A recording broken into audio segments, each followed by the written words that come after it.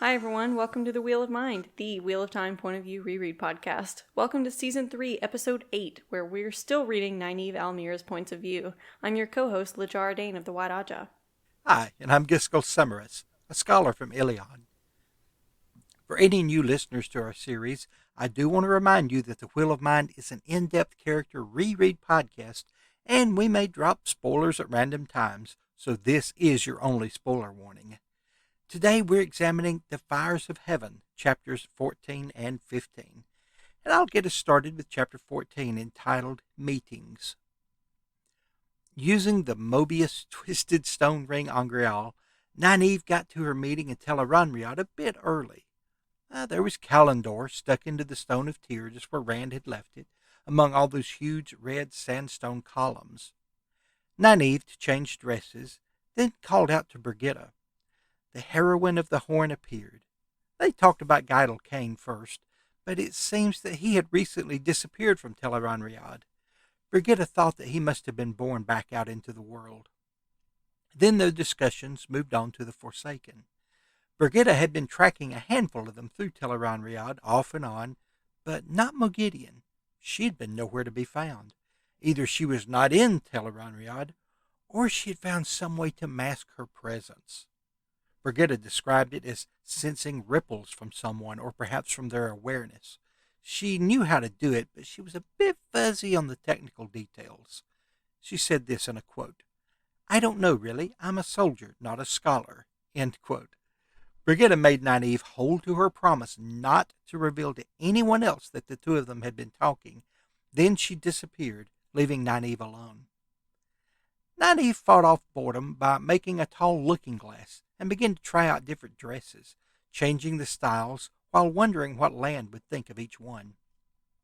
She had just gotten to an almost transparent Domani dress when Egwene and Melaine appeared. "What under the light is that you have on, Nynaeve?" The dress flickered around in embarrassment before settling on the yellow Terrabonner dress that Nynaeve had started with. She would not change it back to Two Rivers woolens. That would only make her look guilty, as if her blushing and red cheeks didn't. And then she blurted out a quick, is he well?" Well, after an exchange of pleasantries, she hinted to Egwene that she, Nynaeve, and Elaine all had, quote, something in common, end quote, and told them about Ronda Mikura and the forkroot tea fiasco. Well, actually, she left out the part where she had succumbed to the plot and had to be rescued. But, that was just a minor detail. It wasn't important. Egwene told news about Couladin and the Shaido's plans to attack Cairhien. But the most shocking news was that Moiraine was now obeying Rand, doing whatever he commanded. Even Melaine thought this was completely improper. Leaving out any word of Brigitta, Nynaeve told them that the Forsaken were active in Tel'aran'rhiod, and they were planning something. Then she had to endure a lecture from Melaine about how she should not be playing around in there. It was far too dangerous a place for the untrained. When Melaine pressed her to promise that she would not do it again, Egwene finally stepped in with this, quote, "She'll not promise, Melaine," Egwene said finally. "When she gets that muley look, she wouldn't come out of the house if you showed her the roof on fire." End quote. Well, deciding it was time to go, Melaine changed Nynaeve's clothes again to a little Aiel girl's dress, complete with a doll once more.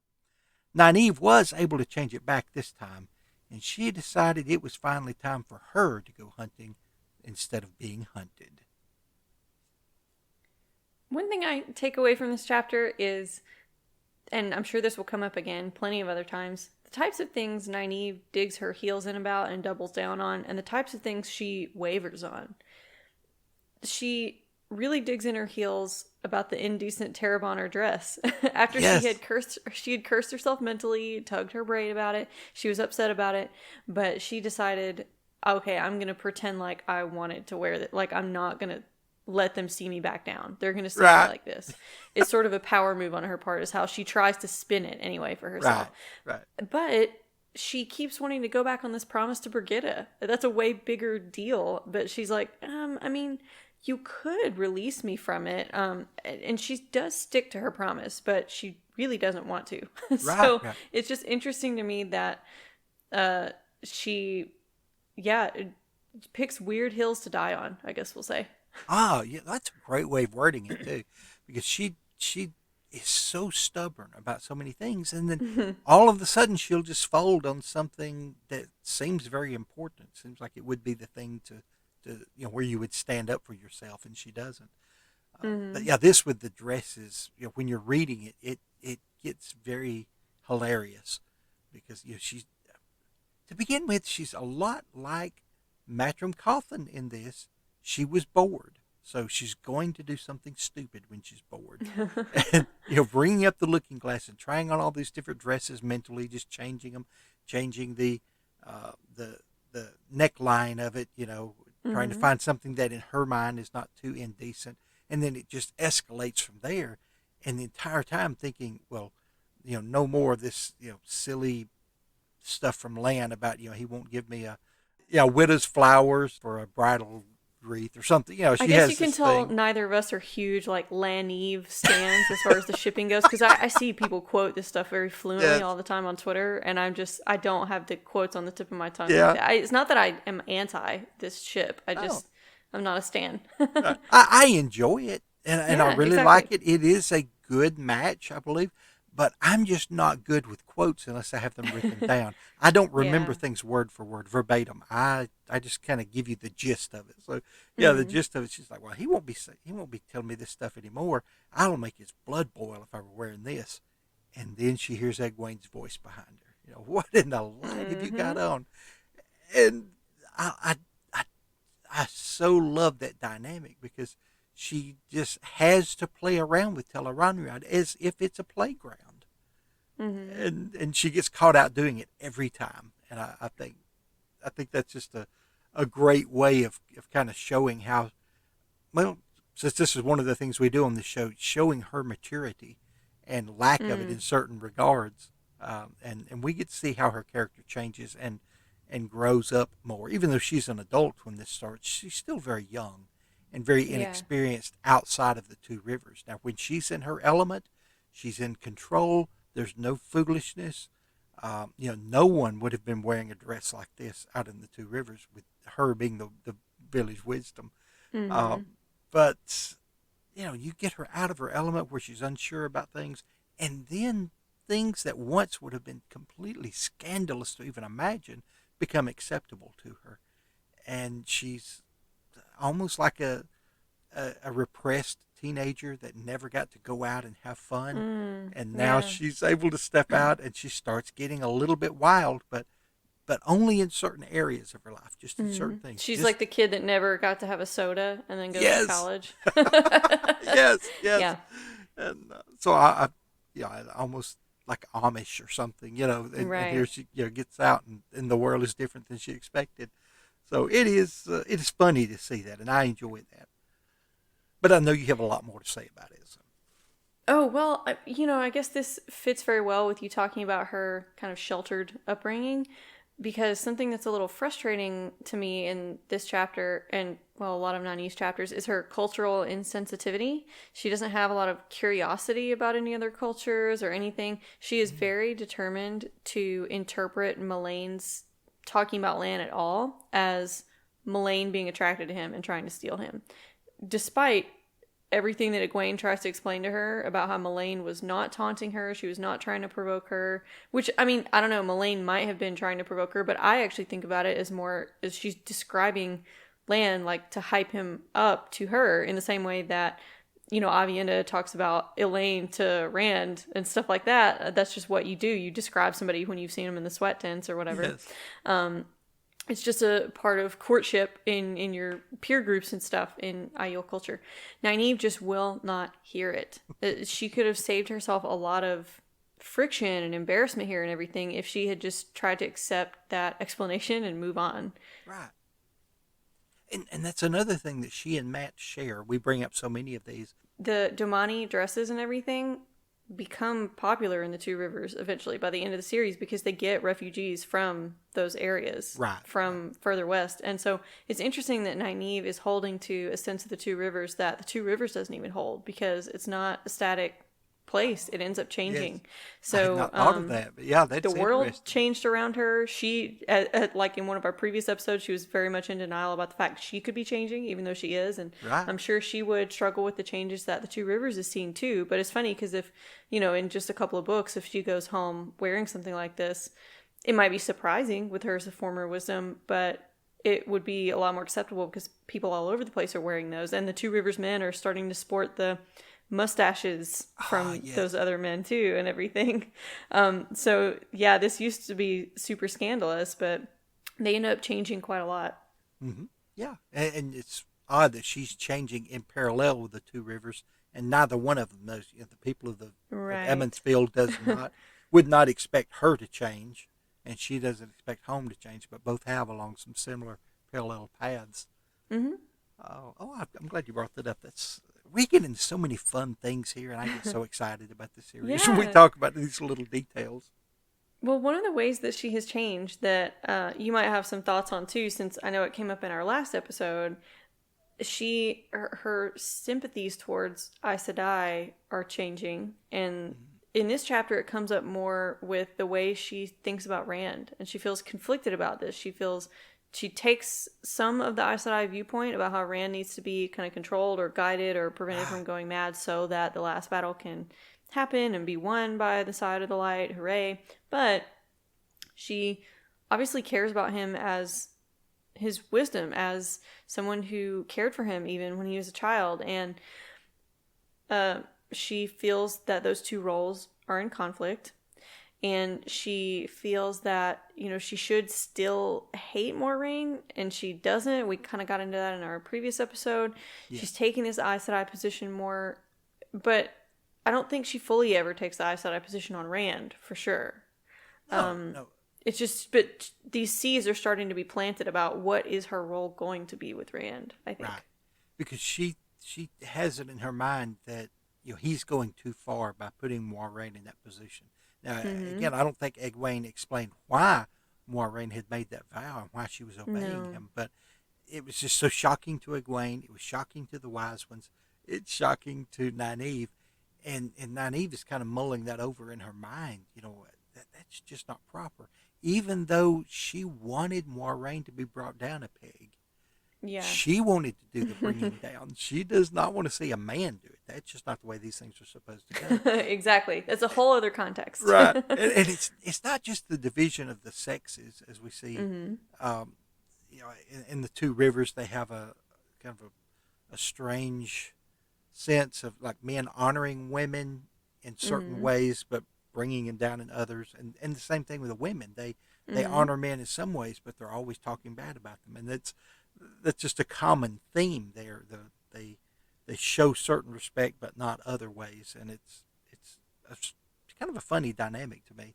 Mm-hmm. But it's not just that. She also believes that Rand needs to be put in this place to be grounded, and I think she brings Yeah. this up uh, to Egwene. She's saying, "Yeah, I taught you back in the Two Rivers when a man's head gets too big, how to pop the bubble." and Yeah. and bring him down a peg. And she says this quote: "Helping him to hold on to himself may be the best thing that anyone could do for him and the rest of the world." End quote. And that's Mm-hmm. so true.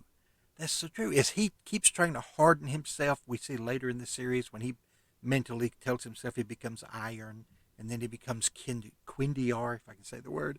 Yeah. He has all of these aspirations of being stronger than he is to forge himself into someone who can be mean enough and cruel enough to do whatever it takes to save the world. But if he loses himself in that process, the world is not saved. And it's almost prescient here that Nynaeve would see that and would declare that sentence that not just you got to bring him down a peg because he's a man and he doesn't need to get his hat does, or head doesn't need to be too big for his hat. I think it's the Mm-hmm. phrase they use there in Emmonsfield. But that he needs to stay grounded in who he is enough to do this job. And she sees that where a lot of other people don't. Yeah, I like that she ends up being that grounding rock for him, and she's already starting to pave the way for that now. I don't really have Any other major Okay. thoughts on this chapter? Did you Yeah. have anything else? I've got a couple more. One Mm-hmm. is a phrase that she used here in her own thoughts to herself that really reflects some things you said in one of our last episodes. Here's the quote. Quote, I do not want to be Aes Sedai. I just want to learn, or excuse me, let me start that over. Quote, I do not want to be Aes Sedai just to learn more about healing. I want to stay who I am.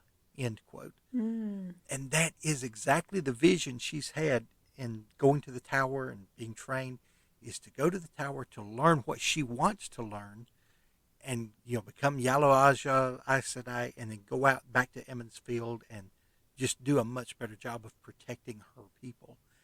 And Mm-hmm. that's a great quality that Nynaeve has, is wanting to protect her people. And we discussed how that grows and changes, and it encompasses more than just the Emmonsfield Five, or the other Yeah. four of those members. But She just she wants a does few have night this classes. desire. Just give me a la carte some of the Right, things to right, heal. I don't need the whole Aes Sedai rigmarole. I don't, right. just let me get a little certificate or something instead Yeah, of a whole degree, and I'll go do a trade. right. That's Nynaeve here. Yes. Like, I don't need to literally be in the ivory tower. Right, right. I remember many years ago when I took Taekwondo, it became funny. You would have new people come sign up for the class, and the first day they would tell the instructor, I don't really want to do all these exercises and stuff. I just want to learn to fight. Mm. And you want to say, well, you can't learn just that part. If you don't do this stuff, you can't do that stuff. That's what she wants to do. She doesn't really want all of the control and all the exercise and the frustrating things. Let me just skip all that. Let me get to the good stuff, and then I'll be on my way. That's not what being Aes Sedai is about. And really, the best things in life change us, and oftentimes in ways that we don't expect, and ways we don't even want. But the best things that happen to us do change us, and often we find, upon reflection, those changes are for the better.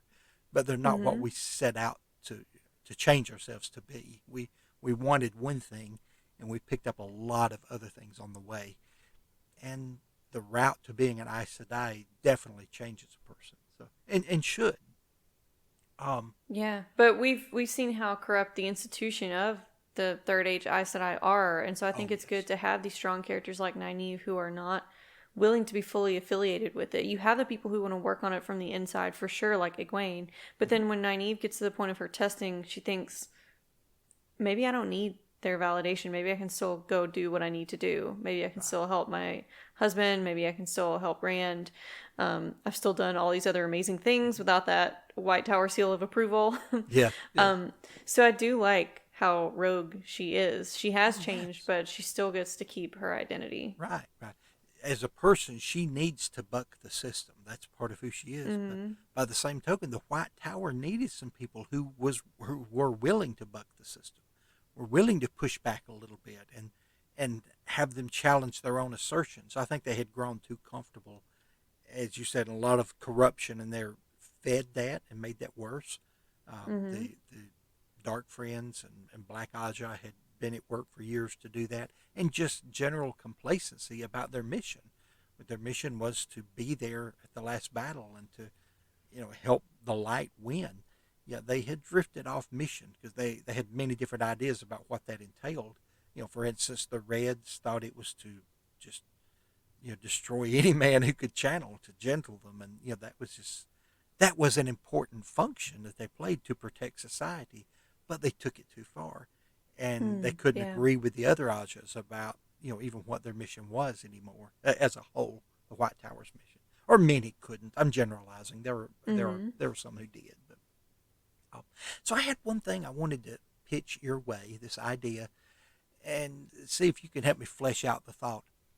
Among the Seanchan, in among their Damane, they had pretty much every uh, type of strength or trick or special gift among the Damane that you would see among the women of the White Tower. And they were aware of these things. They were even aware of Min Farshaw's gift, and remember they Mm-hmm. called it a doomsayer. That was something, they knew what it was and had a name for it and had had experience with it, even though they had been, I think, hundreds of years since there had been one. But I don't recall anything about dream walking until Aranriad among the Seanchan. And I wanted to get your thoughts on that. If you remember it, if I'm just misremembering this, or if there was, no one among the Damane who could do that. Any ideas as to why? Well, I don't remember any. I also think it's not necessarily tied to channeling, so that may be one reason we didn't Oh, see it. yes.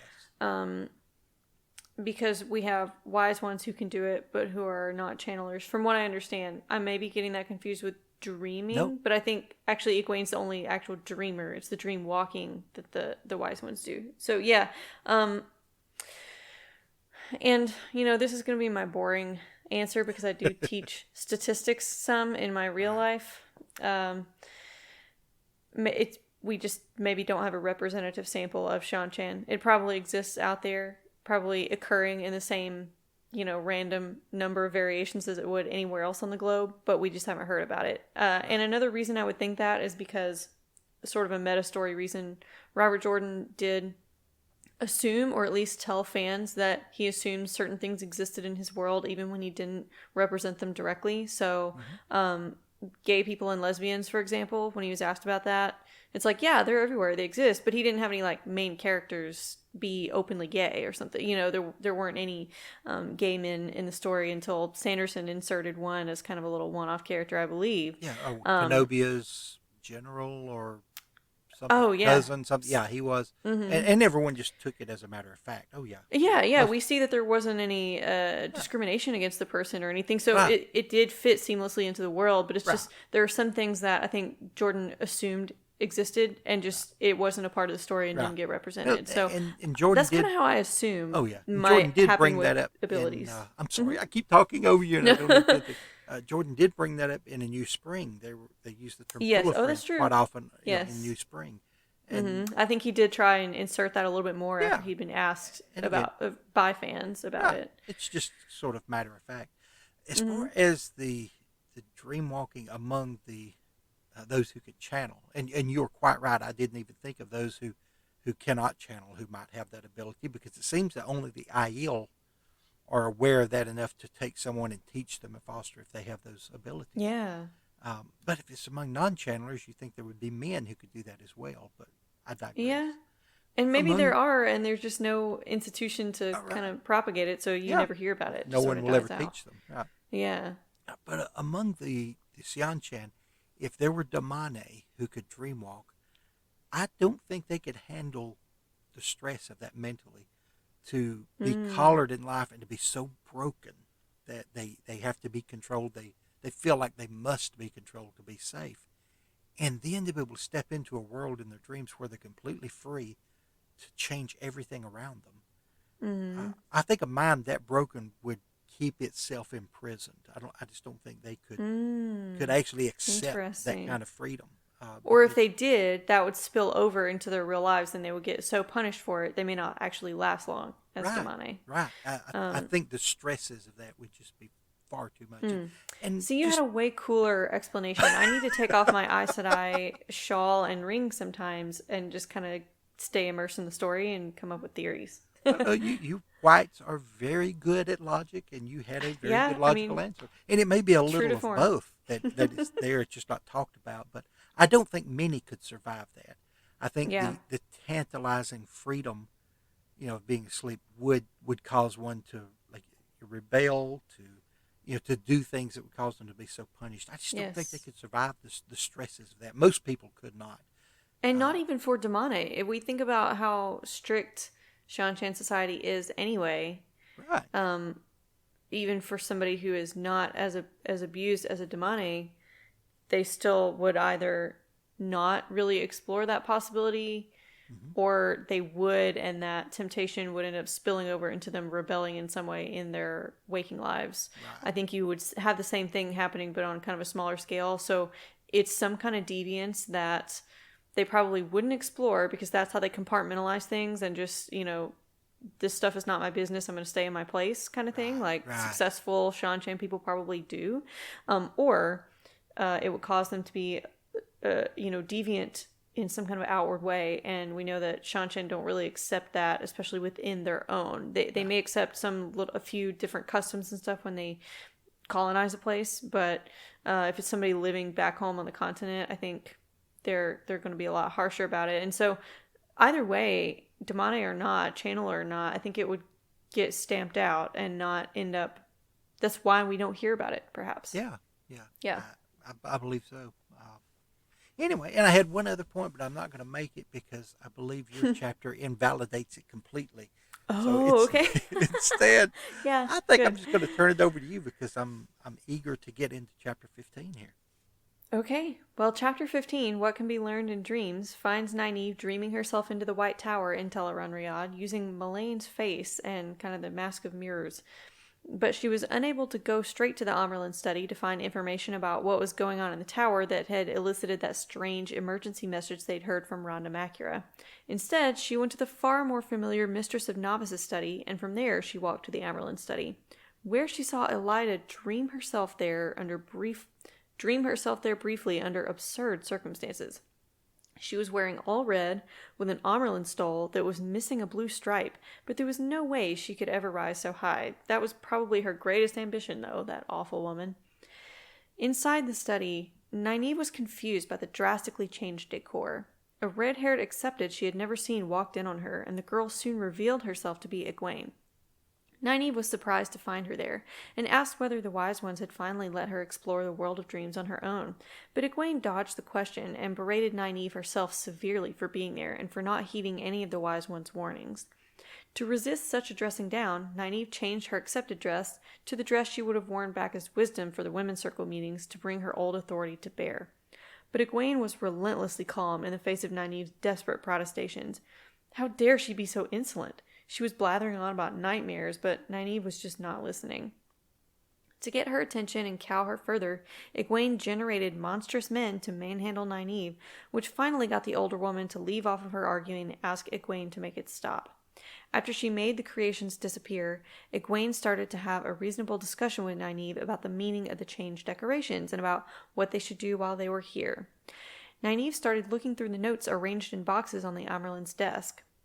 She read a lot of reports about political goings-on that she didn't understand, missing the necessary context for most of them. But finally, she read part of one about a suspected gathering of blues, and she was interrupted when Egwene cried out from the other room. Egwene was not in immediate danger, as Nynaeve had feared, but had discovered a letter signed by Elida as Amerlin. They both concluded after some discussion that the tower must have split over Elida's raising, explaining Macura's confusing message about the tower needing to be whole. Blues must have been against it, which is why their gatherings would be in secret, like the memo that Nynaeve was reading. And Elida's tower was not friendly to Rand. Furthermore, there was a warrant out for Moiraine's arrest. When they went back to search, they couldn't find the letter Nynaeve was interrupted from reading earlier about that gathering of blues, so she can't remember where it was. But she realized Egwene had been giving her orders, and that she wasn't happy with this shift in power from equality to Egwene being dominant. She needed to confess her lie to regain some ground with the girl. She confessed that she had drunk the fork-root tea, a fact that she was ashamed to admit earlier. Egwene threatened her with a nasty concoction, but made it vanish after Nynaeve admitted that she sometimes tells little white lies to make herself look better. After they moved on from that, they needed to decide who to tell about the tower split. Not the Wise Ones, not yet, that's none of their business. And maybe it's best not to even mention this visit at all, Egwene said. And she admonished Nynaeve not to be a fool and not to go rushing after Moghedien just because she bested her last time. Nynaeve sheepishly agreed, and Egwene vanished. Nynaeve awoke, and thus ends chapter 15, What Can Be Learned in Dreams. Now I have a few pull quotes from this one, mainly because I could not find myself better able to express the changes in our characters than Jordan himself expressed. And here's one from Nynaeve and her thoughts of herself. She didn't say it out loud, but it is, quote, obeying others' rules and showing required respect had always tripped up Nynaeve, end quote. Yeah, spot on. I could not It sounds word like that a any report better. card. It's something that got written on her report card. Yes. When she came home from school, that was the message to her parents. Yes, that was it. And they wrote it in cursive, so she couldn't read it. This is not the kind of thing she would have admitted had anyone else said it. But she can think it to herself, and that's okay. But this dynamic, this shift of the balance of power between she and Egwene, because it wasn't that long ago that she was the teacher who was teaching Egwene. Yeah. And of course, she has all these memories of spanking the girl just a few years ago, when Nynaeve was, or excuse me, when Egwene was out of line, because she was just older enough to be a figure of authority and to have babysat Mm-hmm. with her and things like that. But as she was taking Egwene under her wing to learn to be a wisdom, she was the teacher. Egwene was the pupil, and now she sees this shift, and Egwene forced the shift, of course, by bringing in those uh, the brutish men there into Mm-hmm. Tel'aran'rhiod, or the construct, to manhandle. I mean, actually, it was scary to me even reading Yeah. this, because you feel Nynaeve's helplessness and her horror when they Mm-hmm. grab her, when they start to tear her dress, and the dress can be repaired afterwards, but the fingernail marks on her face and all could not. She had to live with Yeah.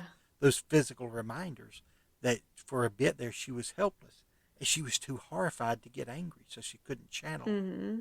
which again highlights this weakness that seems like every woman in the White Tower has when they try to begin using Tel'aran'rhiod, is they try to use power only, or the one power Mm, only, yeah. and they don't really understand the power of Tel'aran'rhiod itself.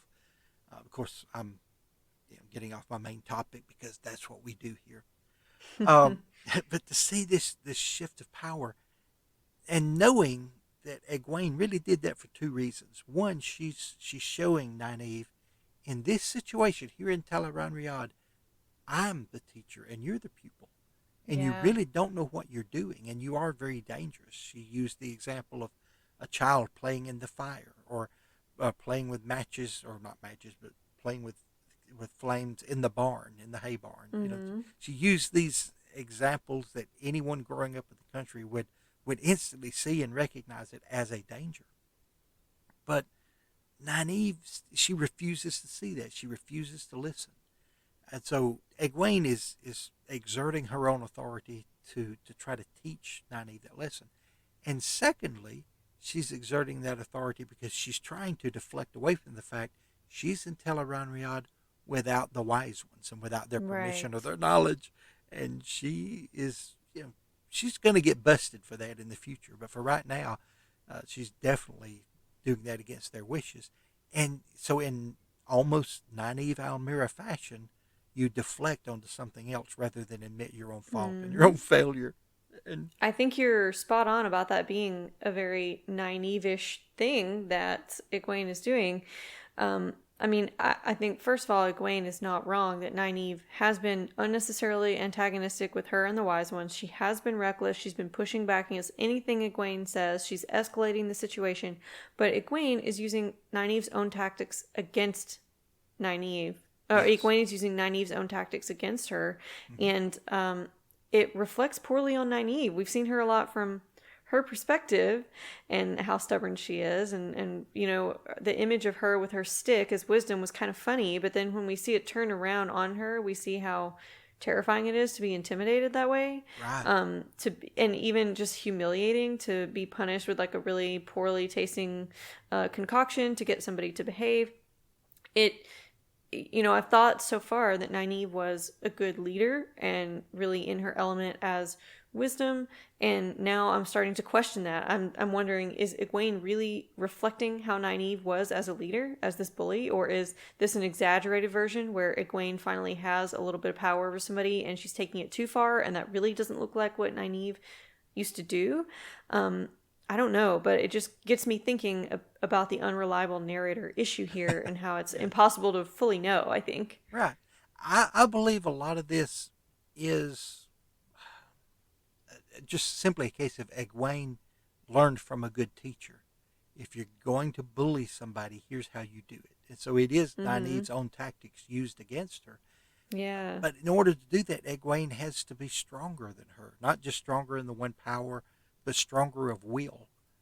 Unwilling to let Nynaeve distract her, deflect her, turn her away from this. And she has to remain calm the entire time. So the things she has learned from the Aiel have really been increasing Egwene's confidence and strength of will, and she is being forged into someone who is a very strong and effective Amerlin.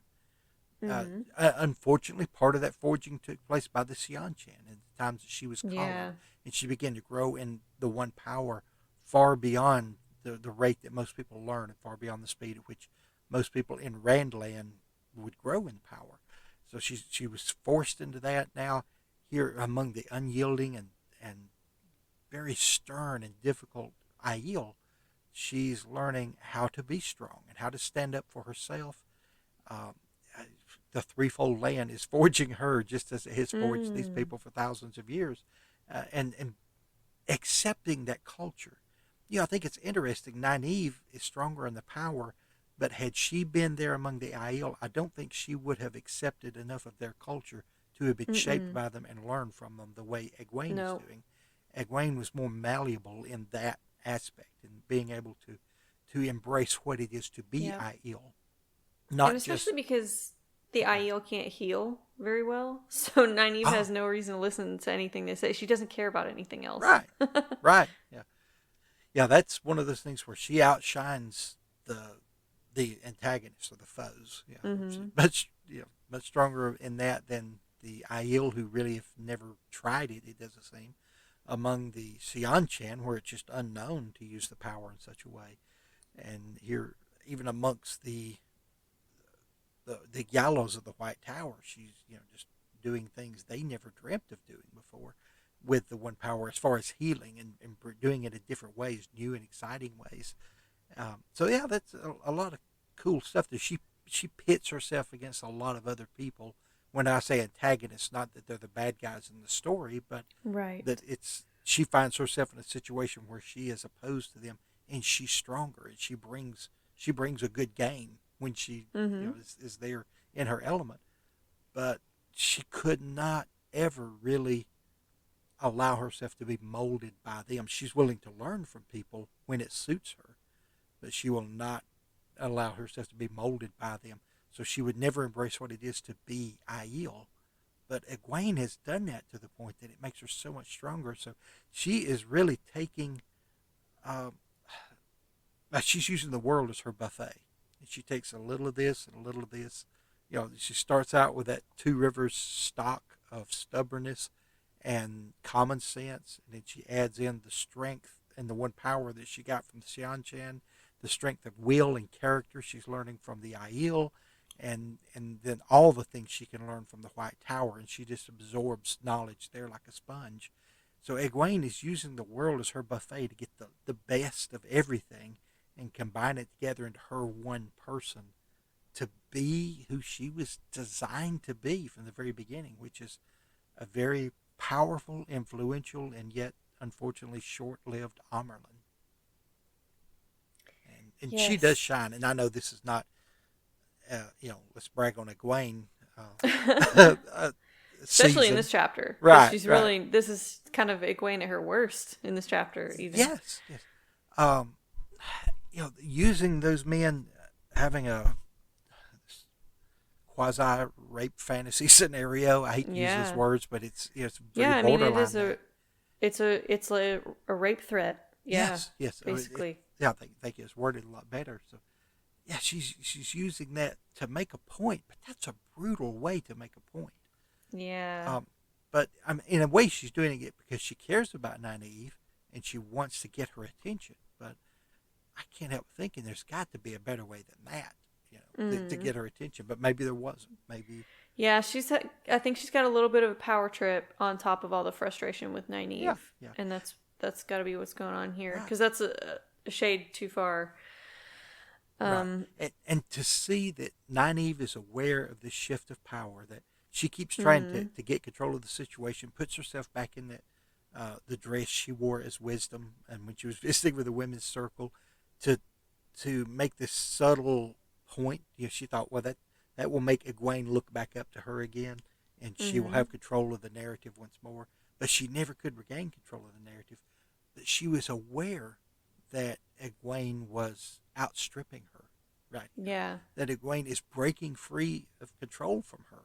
That right now Egwene is the teacher and Nynaeve is the student, and that was that was shocking to her and it was painful to her. And you see her just trying to grasp control of the situation again, and she cannot because she's outclassed right here by someone who knows Tel'aran'rhiod and someone who is really trying to help her.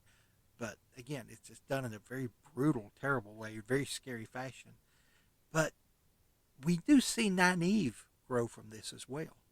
She's beginning to grow a little bit of humility, and that seed sprouts slowly, but it does begin to sprout in Nynaeve Mm-hmm. because she needed that.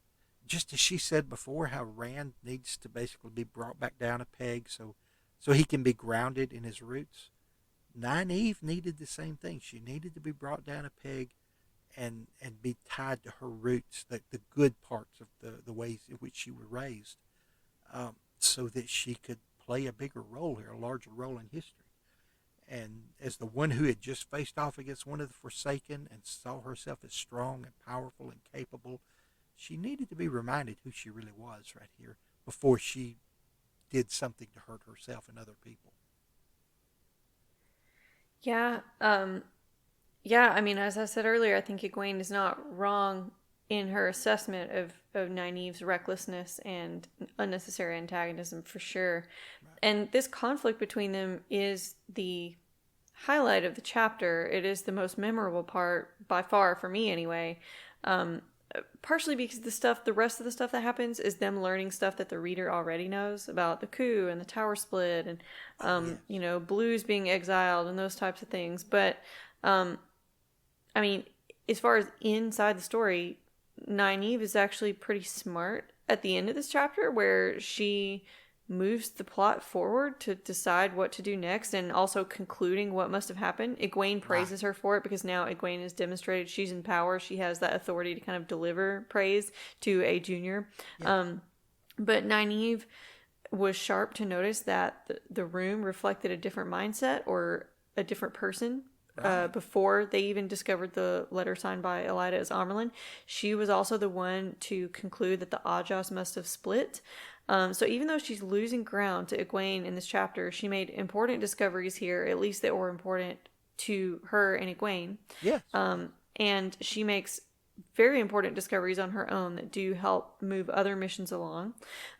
She's no longer really like the brains of the operation, like we had been seeing with her always making a plan for what Elaine and Tom and Julian are going to do. She kind of loses that too. I'm not sure that it ever quite comes back, but she starts down very different paths where she's not necessarily directing other people either. She's kind of doing her own thing with the healing, with cleansing Yes. the taints, like with healing madness, Right. with helping Rand at the last battle. There's not so much of any kind of power plays with a lot of other people to make those things happen, Mm-hmm. which I like. I like that she kind of gets away from some of these like dominant struggles with Elaine and Egwene Right. after this. Well, and in the grand scheme of things, Egwene needed to, I guess, come out on top of those power struggles. Yeah. Elaine needs to. Um, so there's a little bit of what we saw in Tom Maryland's point of view when he realized he was no longer going to be the hero of the story. He was going to be the sidekick. And I don't Mm-hmm. remember exactly how that was worded, but that was, that he had this bit of melancholy or melancholia as he realized that he was the sidekick in this part of the story and would be. And in a sense, Nynaeve needed to do that too. And there's nothing wrong with seeing someone excel above you, whether it is your pupil, your child, the just a coworker or whatever, to be eclipsed by someone who is growing and doing great and who needs to succeed at something big. Because even though we all want to be number one, we all want to be on top. Somebody's got to support those that are on top, and I don't think she's really made this connection at any point during the story. But she does. I think it does change her way of thinking, so she becomes satisfied with doing the wonderful things that she does, and she still gets to be bossy, which is her. Mm-hmm. That's her superpower, and she uses it quite well. But she doesn't have to be the best. She doesn't have to control every Right. situation and everyone she's around. she kind of lets them grow because Elaine needs to Mm-hmm. be queen of Andor, and so Yeah. she needs to grow in stature and power. Egwene needs to be the Amerlin, and she needs to eclipse Nynaeve as well. And Nynaeve still has her own very strong, powerful parts to play, and in many ways she is as much the heroine of the story as Egwene, but just in a very different way, and in a way that you see as she doesn't shine as brightly, but her influence lasts longer, or at least in the story. I don't say their influence lasts longer, but her part of the story continues on. So she needs to learn to run the marathon, not the dash, and so that's what she's doing. So she's being outstripped and outshone by other people who need to be able to play those parts for everything to happen right. And again, I don't think she's aware of that. I don't believe she's thinking of that. But somehow her thinking does shift to the point that she doesn't have to be in control and dominate everyone she's around, and that's good because that would be very stressful. Indeed. I think you framed that in a way that makes a lot of sense to me, that Nynaeve is able to do some of her greatest things after she has let go of needing to be in control of everybody and everything. So she it doesn't matter where she fits in a power structure. She's still going to do what she needs to do and what needs to get done, where Right. her role is in history. Yeah. And we see that in her relationship to the White Tower, in her relationship to Egwene and Elaine, like you were saying. I think we've done a lot of really good analysis today about Nynaeve's relationships with those two. I think we're going to continue to see her with Elaine, so we can keep looking at that and see how it might have changed subtly or not after these interactions with Egwene and her Nynaeve kind of being humbled. So I'm curious to see how that pans out. But those were really all my thoughts on this chapter. Yeah. Did you have anything else? Just about the dangers of Tel'aran'rhiod itself. Of course, here Nynaeve has been introduced to some of them by Egwene, and I think there's a part where some of the Aes Sedai, Sheriam and Siouan and some of the others get pulled into a nightmare, and Mm-hmm. that that's you sort of see the dangers of that, but they it seems to me like they were more or less on the edges of that. I mean, some of them got pulled into it pretty deeply, but they were able to fight through it, and all of them survived that. But I don't think anyone was placed in more danger in Tel'aran'rhiod with less preparation than Perrin Ibarra. Because I got to thinking of it. Perrin got pulled into people's nightmares. He created nightmares intentionally, or pushed himself into nightmares intentionally when he's fighting with Slayer. Um, he had to deal with constructs like this. You know, not nightmares, but things that were created just to slow him down and change him. And he got to walk in Tel'aran'rhiod in the flesh. All the most dangerous things about Tel'aran'rhiod, he faced all of them with zero preparation. I mean, nobody told him jack about about Tel'aran'rhiod, and except, oh, well, you shouldn't do that, or you should not have done that. It was dangerous. Well, dude, I'm here. I've already done it. So we're gonna do what we have to do. But there's to me, it's almost as if the wise ones exaggerate the dangers of Tel'aran'rhiod. Um, but maybe there is a lot more out there that makes it more dangerous than that kind of happens off page that we don't know, that we don't see, and all we get are those little edges of it. Yeah, it's bad to get caught in someone's nightmare. It's bad to, for someone else to change things around you and put you in a bad situation. But uh, it's like you never really fully see the depth of how dangerous that is. And I don't know. I assume there was a point to that conversation, other than I wanted to bring it out, but I don't recall what the point was. But I guess I I don't would have know. liked to have seen more of that in the story I amongst think we everyone we end up else. seeing most of the dangers at some point. Well, I I don't. guess we do. Just to me, it always seemed like in retrospect it wasn't as dangerous because you Oh could yeah, just like think people your come way out out of it of it. okay. Yeah, Yeah, it's yeah, not like the ways where you see like a person that they trot out and be like, this is what it does to you. It Right. turns you into a vegetable or Right. whatever. Yeah. Here's the Trollocs that are, sunken Yeah, into the yeah, stone, exactly. and all these corpses and bones and things. Yeah, you're right. You're right. You see that there are dangers, but you don't really see anyone succumb to them, and that makes it seem not as dangerous, especially when someone with no training and no forewarning can do all of the bad things again, like Perrin did, and just walk right out of it pretty much unscathed. Well, no, he did get an arrow in him pretty badly, but but he could have been hurt a lot worse. He had some dude's blood on him, Yeah, which is creepy. No, yeah, thank you. So that's gross enough for me. yeah, Tell her run out is too dangerous. See yeah, some dude get his skin ripped off and you wake up with blood on you? No, done. That's yeah, dangerous enough for me. yeah, yeah. Other I people's body agree. fluids? No, not these days, especially. Right, right. This is not the age of legends where they can fix some of this weird crap. Yeah, you gotta live with whatever you catch. So anyway, yeah, I guess that was my main point. I wanted to see the worst side of it. Not everybody untrained can get in danger and yet get back out of it and everything be okay. That makes it seem a lot more tame than it really Yeah, is. yeah. The stakes are not high enough. Oh, right, right. I hear you. There are absolutely no safeties in this holodeck. I mean, there are none. Anything and everything can happen. So, but that's all I've got for this one. I have to say, some exciting chapters to me to have basically no action to them or very little action to them, but a lot of cool things about our girl Nynaeve, and I enjoyed delving into this. Um, I hope all of our listeners are still enjoying this too, and I hope you'll stick with us for episode 9, where we're going to cover the Fires of Heaven, chapters 16 and 17.